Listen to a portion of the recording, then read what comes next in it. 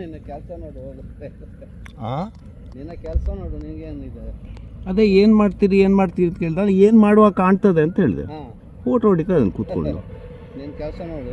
Ranger ಬರ್ಬೋದು, ಅದು ಇದು ಬಂದ್ರೆ ನಾವು ನೋಡ್ತೇವೆ.